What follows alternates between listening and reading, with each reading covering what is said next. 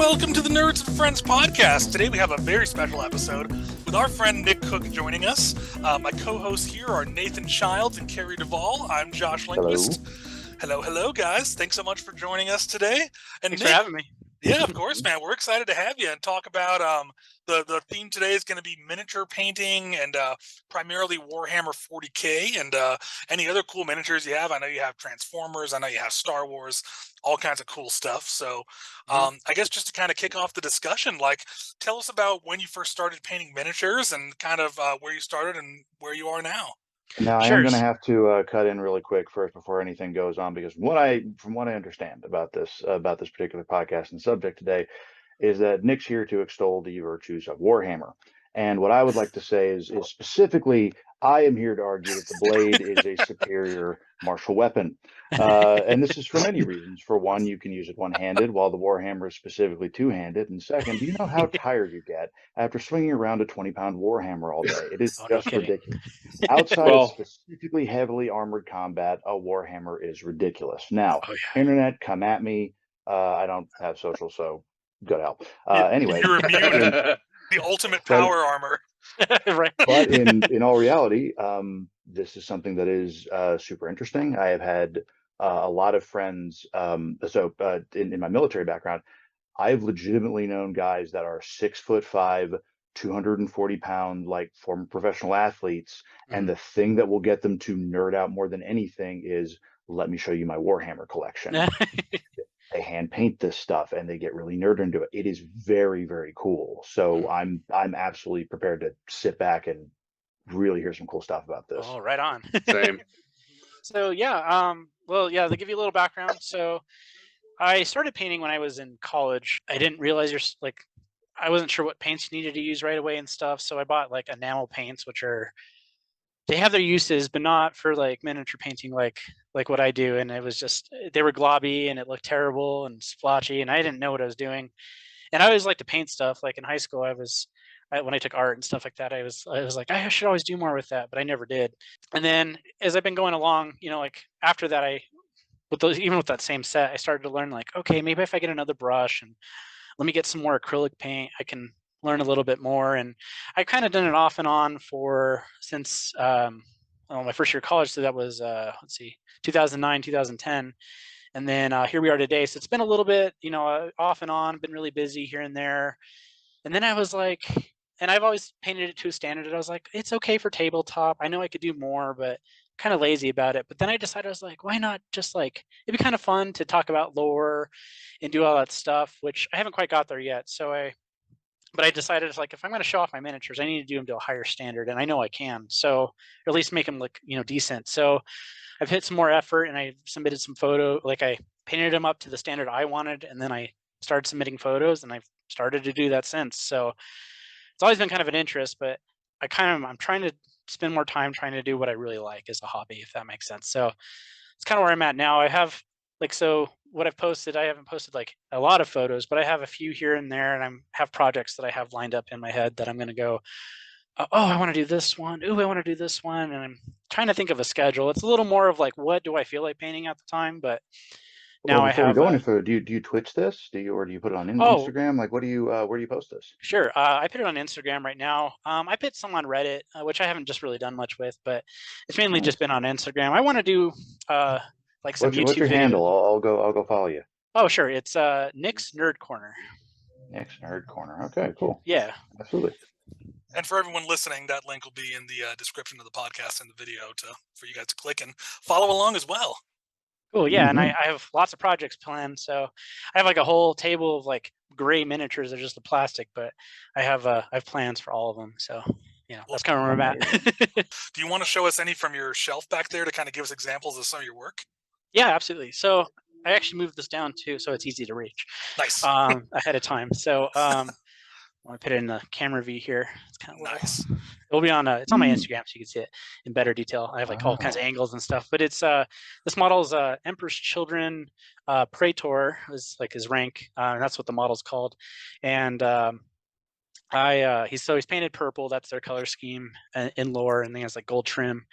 And this is my favorite model that I've painted. So the thing I'm really proud about is like the glow effect on the pistol right there. Wow.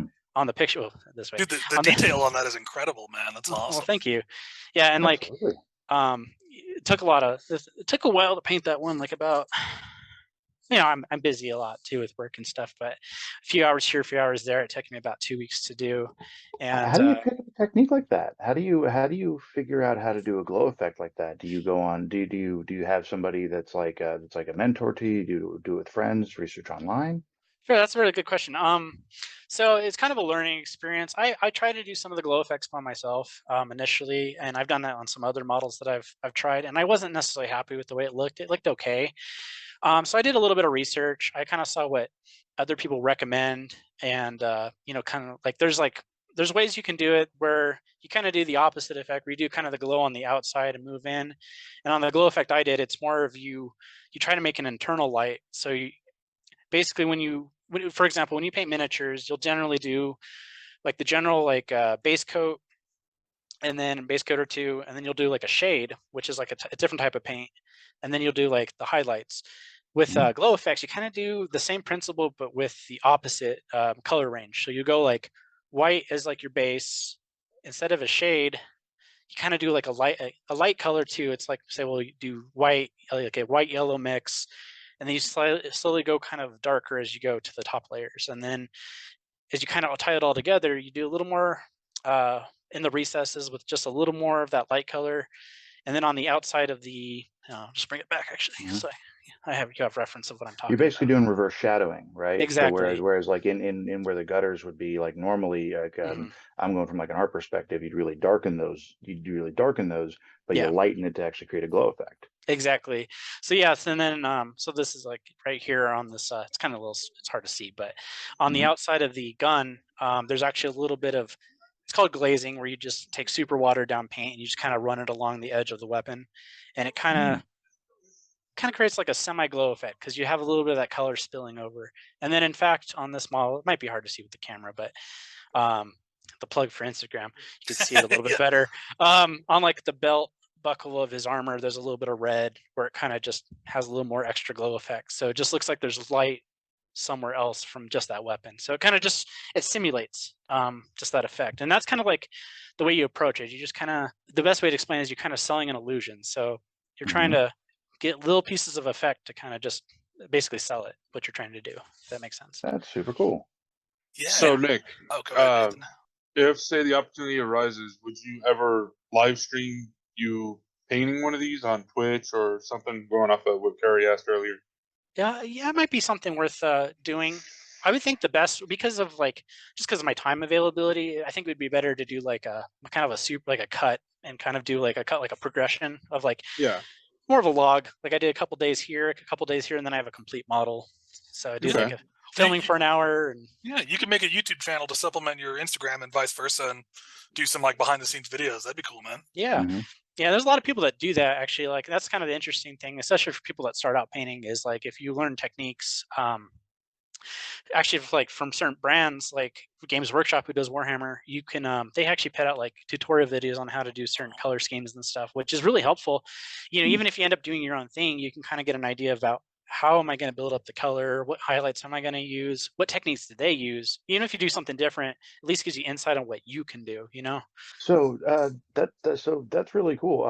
The first time I actually heard about like miniature painting in like a real in-depth sense was I was listening to a podcast with the voice actor Will Friedle, actor Will Friedle, who most people will know is like the voice of Terry McGinnis on Batman Beyond. I was going to say most people know as the brother from Boy Meets World, but anyway. And the brother from Boy Meets World, yes.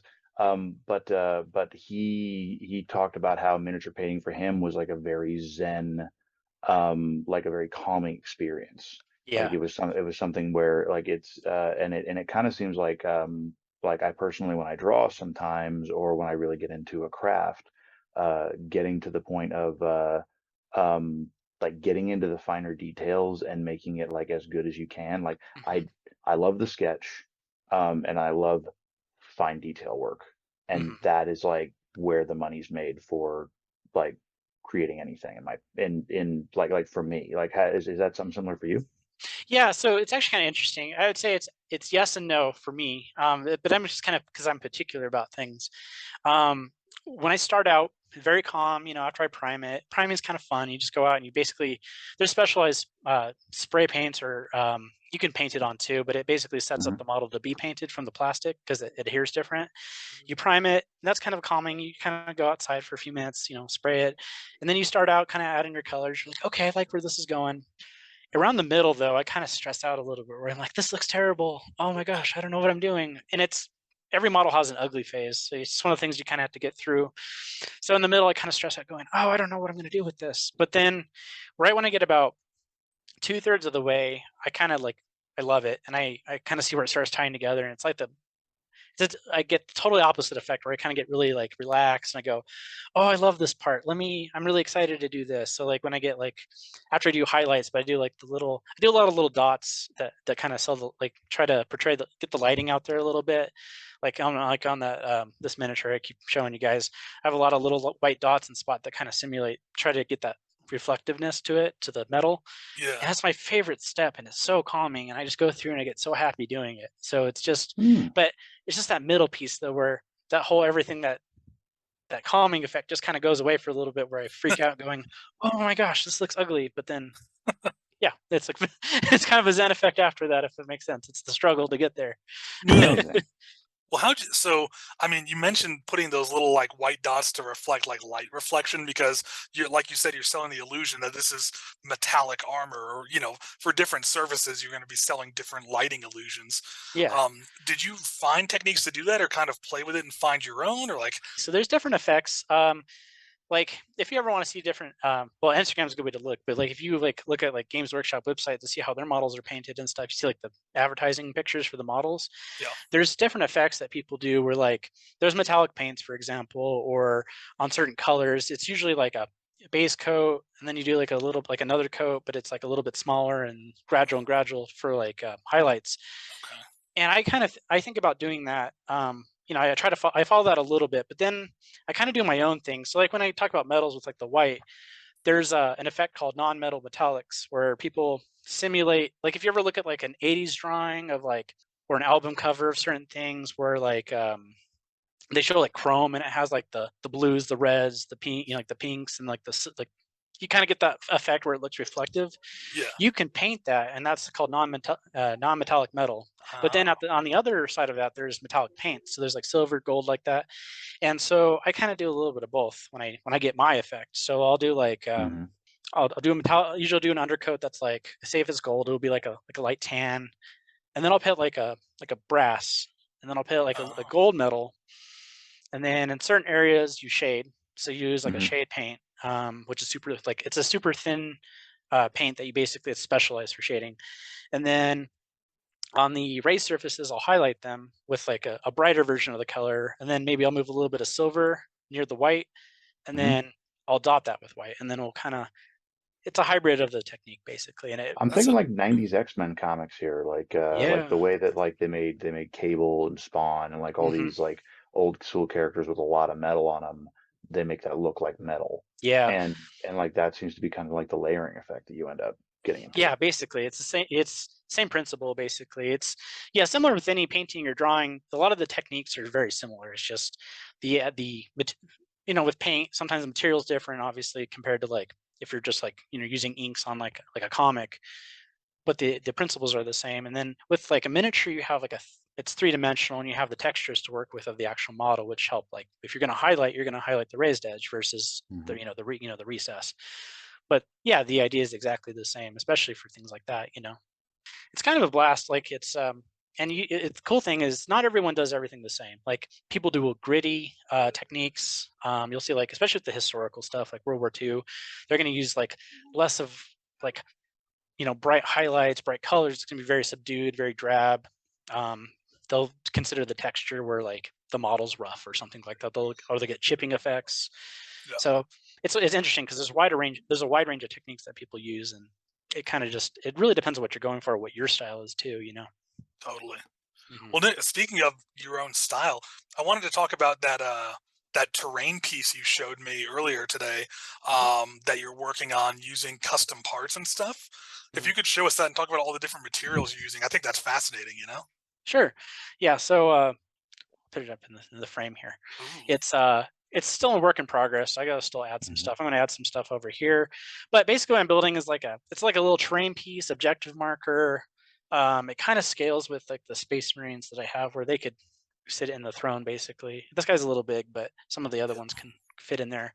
And I don't know what I'm going to use it for, but I think I just wanted to do a project with it. So I'm going to add a little bit to make it big. But basically, what I did here is this is it's going to be a throne, and I have a little base that I'm going to so I can just set it wherever on a piece of terrain. And I built it up using pieces of cardboard from a box that I had lying around, and I stacked it, glued it all together with some PVA glue, so it's just like Elmer's glue basically. And then I had this. People use all kinds of stuff for materials. They'll use like different types of foams. There's a material called green stuff that's used for sculpting.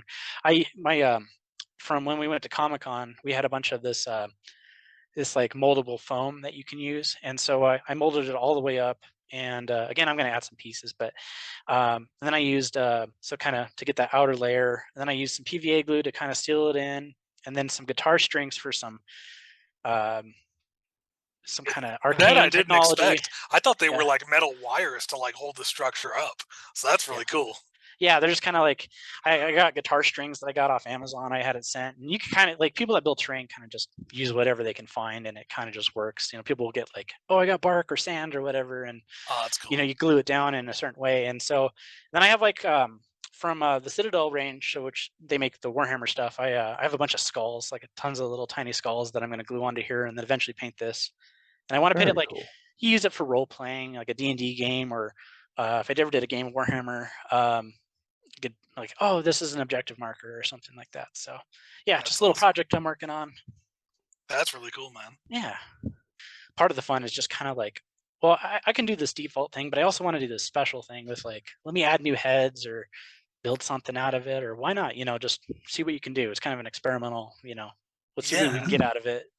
Yeah, like I had no idea just how customizable these miniatures are, where you can be taking pieces like arms, weapons, helmets, or adding things to the backpacks or adding capes. Like it's like you're doing Hero Forge, but in real life.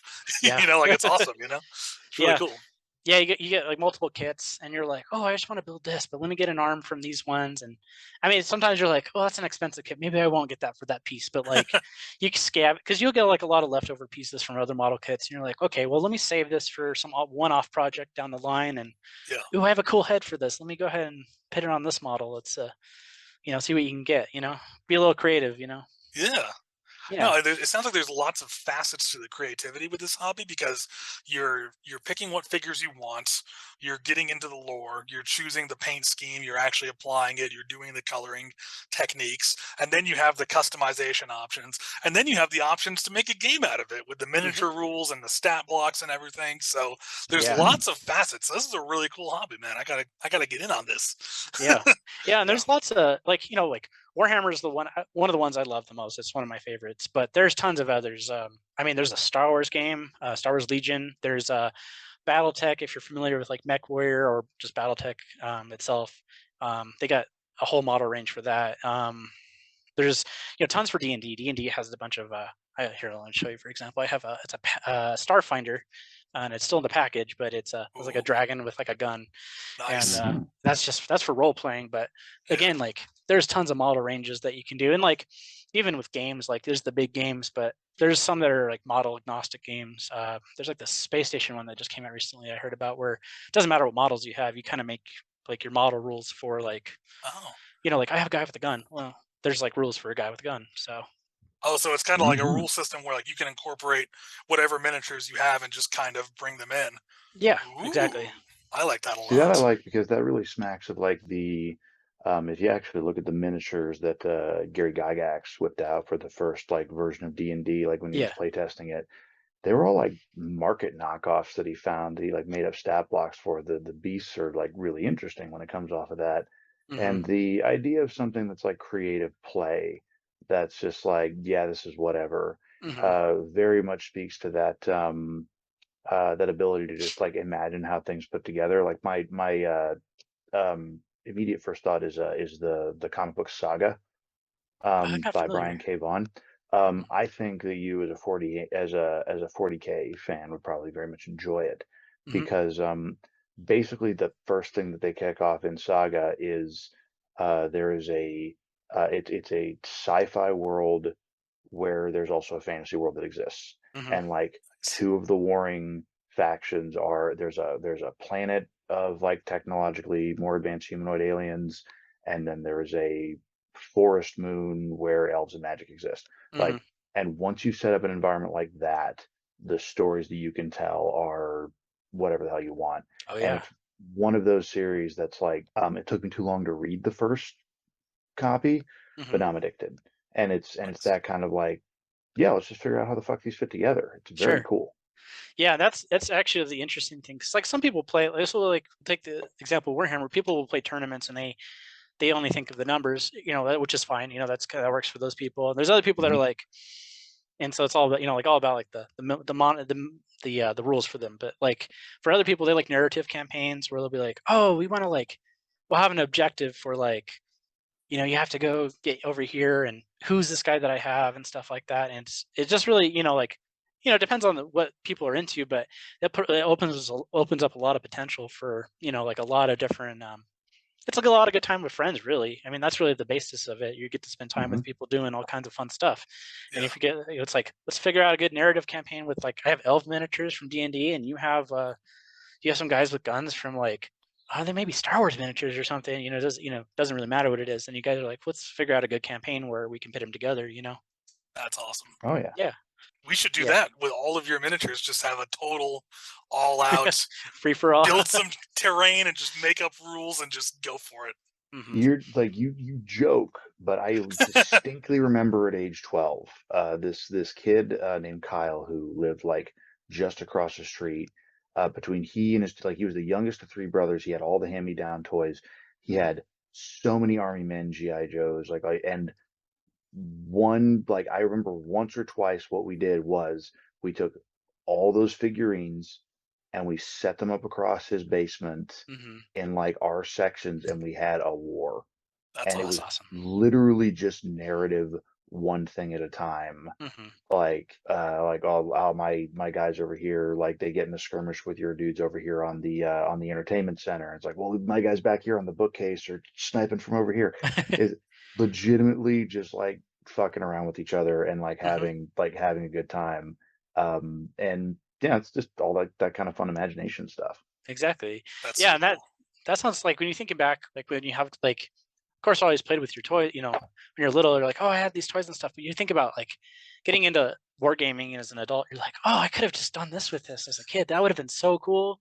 And you know, it's like, and you know, with that, you know, especially with all the systems that exist, or you know, even with the other ones, like just like I said, like as we've just been talking about, it just opens up like so many creative ideas. Yeah, so many things that you're like, oh, we're gonna just like invent a whole world. Like with this chair, I don't know what I'm doing. Like I said, it's a little objective marker, but I'm like, oh, I want to have a whole backstory of like where I can use it in a campaign or something, where it's like some arcane technological, like, you know, thousands of year old throne that does something special, and you're like, you know, but it's just an objective marker. But that's the whole part of it is making the fun story of why is it there? Like, why do we have to go for it? You know?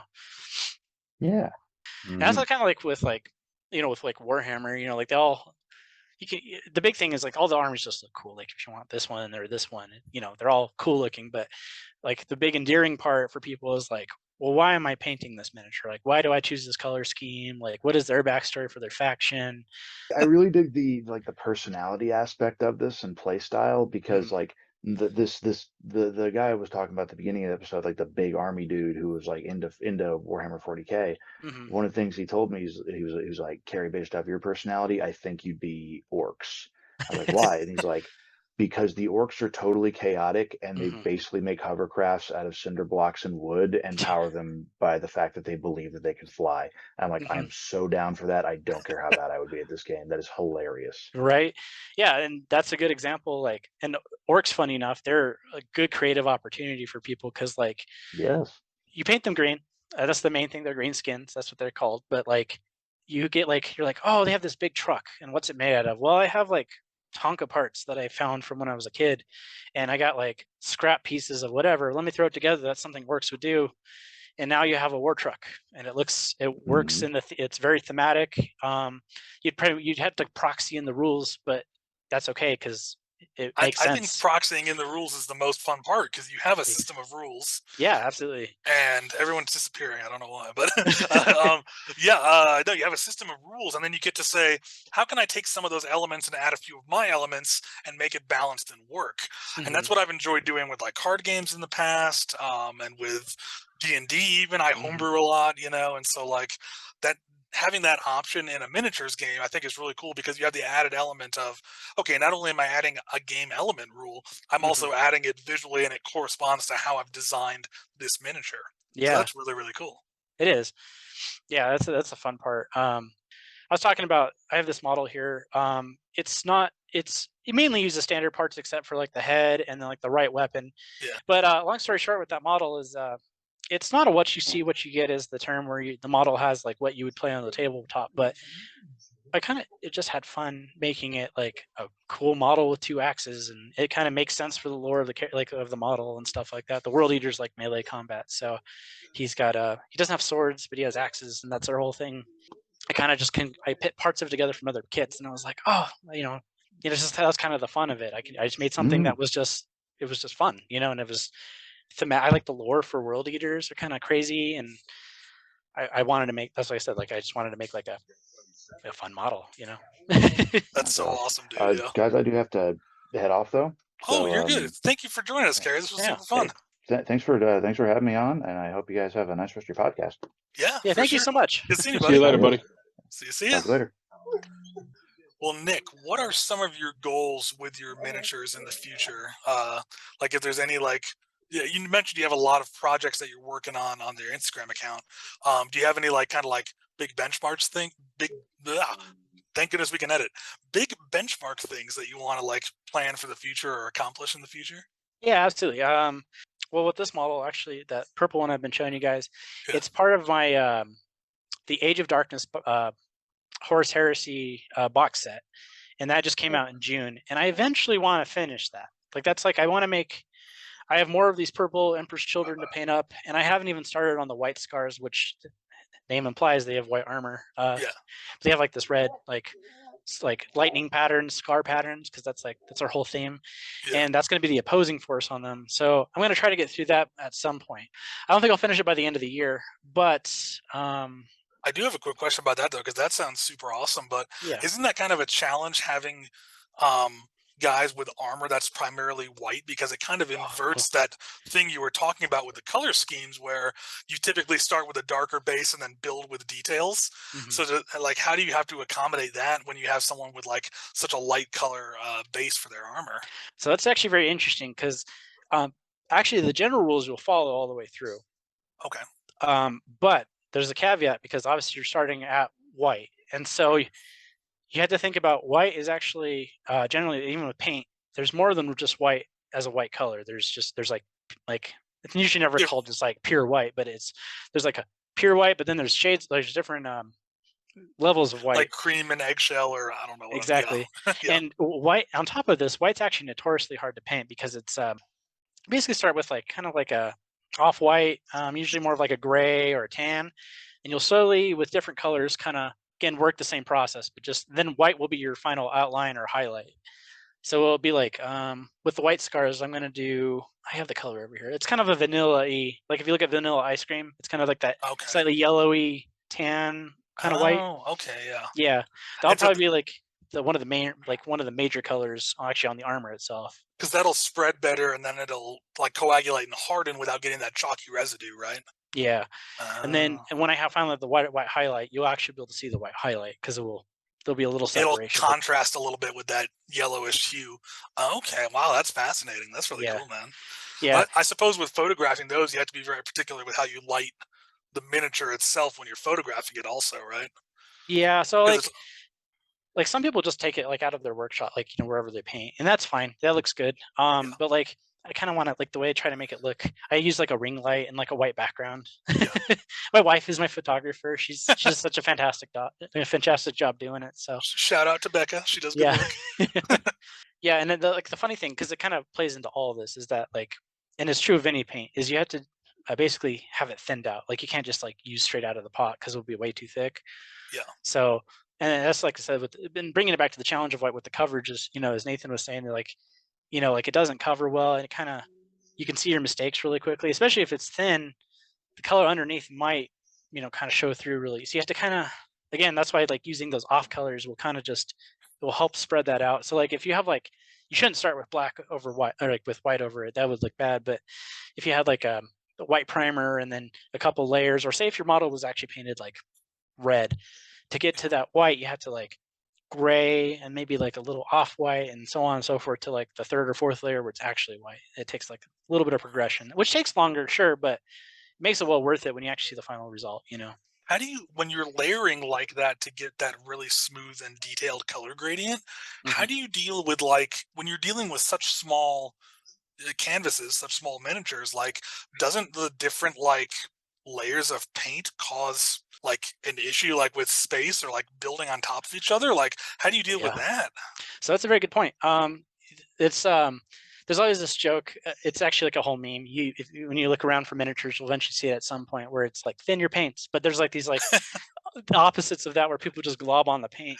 Yeah. And so you have to think that there's only a limited amount of layers you can do. Right. But when you have it thinned down with water enough times, you get a lot of playrooms. You get a lot of like, I need to do another layer of this, another layer of that, and then you can kind of, and with miniatures, because they actually are three-dimensional objects, you can kind of play that to your, like with a painting, you don't have to worry as much because you can just build up the texture on a painting. I mean, it matters sometimes, but like you see like some of the old paintings, and they have like literally physical texture on it. Yeah. With the miniature, you have to consider that also plays into it too. And I actually try to play that to my advantage. Actually, I'll show you one really quickly. It's the Soundwave one. I'll just show it for reference. Some of the corners and stuff like that, the layers of paint on there, it does add a little bit of like thickness, but you kind of just have to, it's kind of strategy. You kind of, okay, like if it's getting too thick here, you can always like fix mistakes, or worst case scenario, hopefully you don't have to do it, but you can always strip your model worst case. Like say if you just did the worst job ever and you're like, oh, I'm not happy with this. You can put it in like simple green, or like alcohol can work too. You have to be a little careful too. Do not put it in acetone unless it's metal, because that will melt your model. But like you could strip it if worst case scenario, but like you get a lot of start over from scratch, right? If you have to, yeah. If you absolutely had to, but like you get a lot of playroom if you kind of just watch what you're doing, do everything thin, and it kind of just flows on. It kind of goes on smooth, and you never really have that problem too much. It's really when you kind of like, you've painted over that spot 20 times, then you're kind of like, oh, it's getting pretty like, caked on there and stuff. Right. But like on edges, like I'll use that to my advantage. Like I don't do anything thick. I use a lot of thin layers, but I try to play with that as you're getting to edges. You're like, oh, I can get a little bit thicker, and it actually kind of rounds out the edge a little bit how I want it and stuff like that. So nice. Yeah, it kind of depends, That's cool, man. Yeah. So yeah, there's a lot of strategy and like mastery to this, which I think is one of the most fulfilling parts of any good hobby. So that's really cool. And there's always more to learn. Like you see these people that like they win competitions for painting and stuff like that. Like people just, there was like the Golden Demon competition for Games Workshop that they do. But like there's always new techniques to learn, and you're like, oh, there's always vastly new, like someone did something with this. This looks really cool. Let me try it. I didn't know how to do this before. I saw how they did it. Let me, maybe I can try this now. So it's the cool thing is there's always progression to be had in the hobby. So yeah.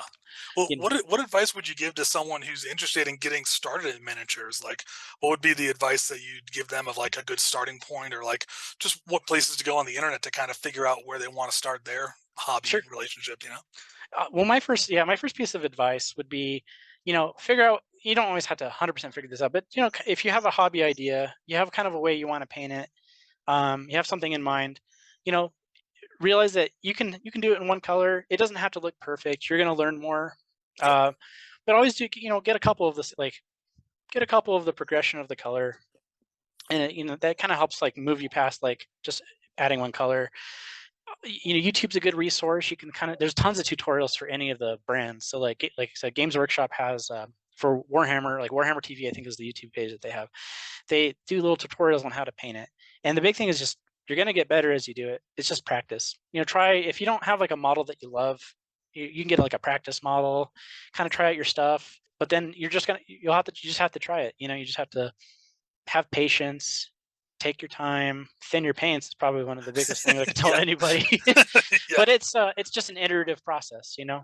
Be willing to paint and be willing to have it look bad, because you're going to learn how to paint better. Yeah. No, with any art form, you got to have a starting point and not be afraid to take risks and to learn from that. So that's good advice, man. And actually, this is actually one other thing that I just thought of. That be proud of what you have painted. Like, even if it's like you look at someone else's, don't worry about someone else's. Just worry about what you painted. Be proud of what you painted. Like, oh, look what I did! I painted this red. It looks really cool. And you're like, it might have streaks that are like out of line. Like, not everything's in the lines and stuff. Who cares? It's if you're proud of it, that's what matters. Like, you enjoyed what you did. It's supposed to be fun. That's the whole point, Yeah. That's awesome, man. That's great advice. Yeah. This has been the Nerds and Friends podcast. Again, thank you to our co-hosts Nathan Childs and Carey DuVal. I'm Josh Lindquist. Our guest tonight is the awesome Nick Cook. Be sure to check the podcast description for the links to all of his social media, so you can follow his awesome miniature painting and get even better views than what you saw on camera today of his awesome work. It's so detailed on such a small surface. I love it. So, well, thank you for having me. Of course, it's been great, man. Yeah.